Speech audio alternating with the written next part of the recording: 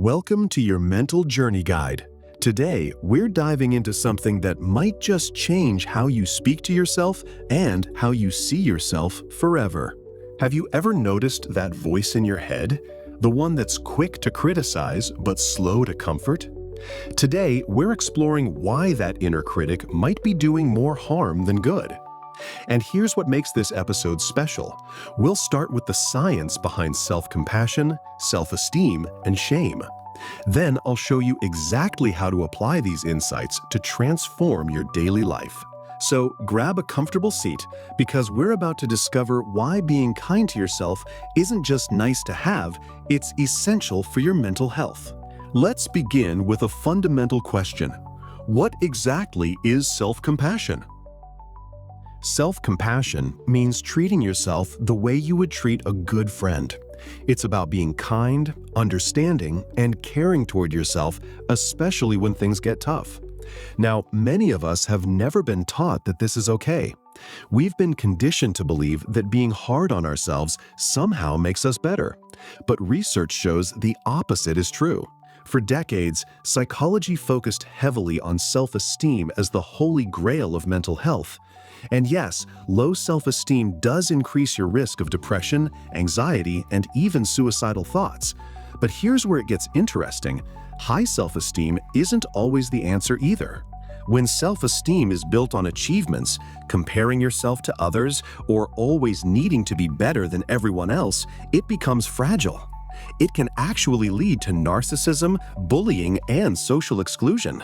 Think about it. If your worth depends on being superior to others, what happens when you fail or someone outperforms you? Your entire sense of self crumbles. This is where self-compassion offers something revolutionary. Unlike self-esteem, which fluctuates based on external validation, self-compassion provides a stable foundation. It's built on 3 pillars that work together beautifully. The first pillar is self-kindness. This means speaking to yourself with the same warmth you'd offer a close friend going through a difficult time. The second pillar is common humanity. This is the recognition that struggle, failure, and pain are part of the human experience. You're not alone in your suffering. Everyone faces challenges. The third pillar is mindfulness. This means being present with your difficult emotions without judgment, without trying to fix them immediately, and without getting swept away by them. Now, let's talk about shame, the silent destroyer of self-worth. Shame is different from guilt, and this distinction is crucial. Guilt says, I did something wrong. Shame says, I am wrong. Guilt focuses on behavior. Shame attacks your core identity. Shame whispers things like, you're not good enough, you don't deserve love, or something is fundamentally wrong with you. And here's the devastating part. Shame doesn't just hurt in the moment. It becomes the foundation for anxiety, depression, addiction, and even violent behavior. Your brain processes these shame-based thoughts as threats. When you repeatedly tell yourself, I'm stupid or I'm worthless, you're literally rewiring your neural pathways. These negative thought patterns become highways in your brain, making it easier to travel down that same destructive path again and again. The impact is profound. Studies show that negative self-talk affects your focus, impulse control, and stress levels similar to sleep deprivation. It makes the world seem more dangerous and threatening than it actually is. Many people try to deal with shame by hiding it or pushing it down, but this backfires spectacularly. When you suppress shame, it doesn't disappear, it grows stronger and creates a vicious cycle of self-criticism and self-rejection. But here's the hopeful part. Your brain has something called neuroplasticity. This means it can change and form new neural pathways throughout your life. When you practice compassionate self-talk, you're literally rewiring your brain for kindness and resilience. Self-compassion activates your body's care system, the same system that kicks in when a mother comforts her child.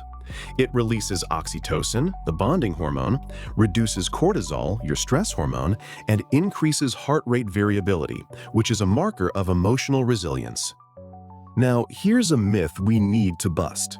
Many people believe that being hard on themselves is motivating. They think self-criticism pushes them to do better. But research shows the opposite. Self-criticism activates your threat system, flooding your body with stress hormones. This actually reduces motivation and increases the likelihood of depression. Think of it this way. Imagine two parents.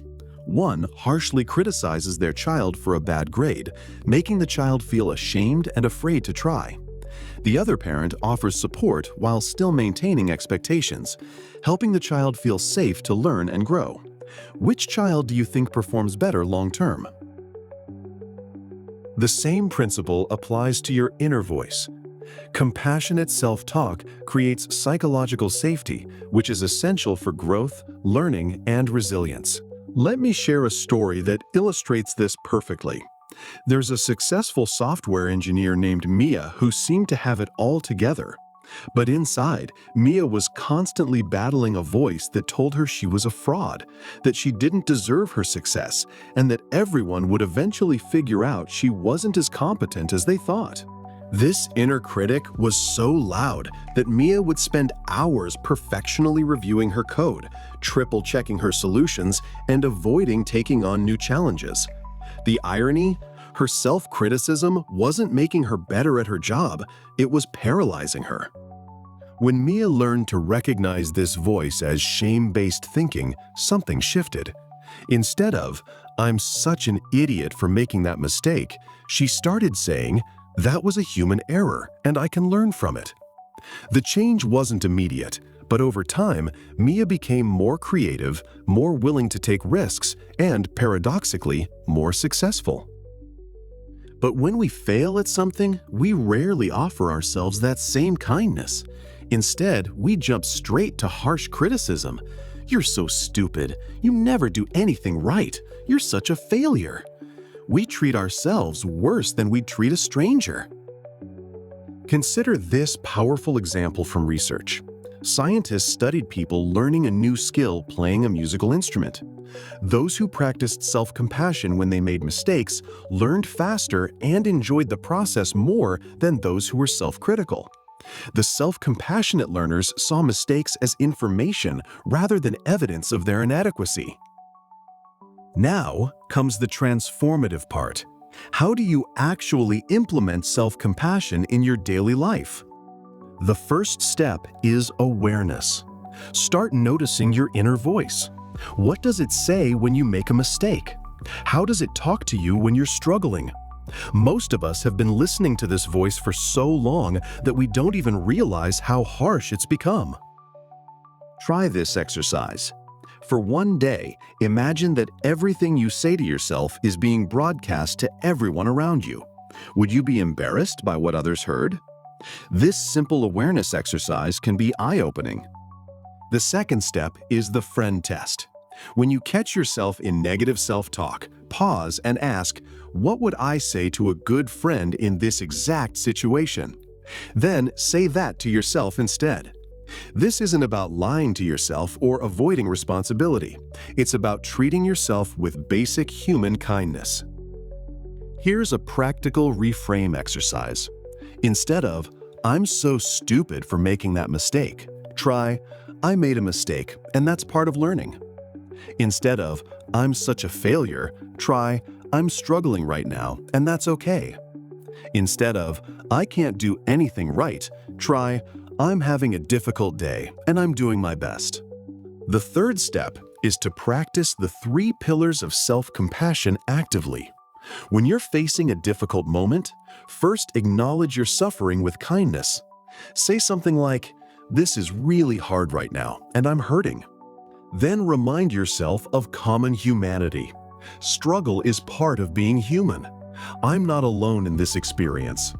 This helps you move out of the isolation that shame creates.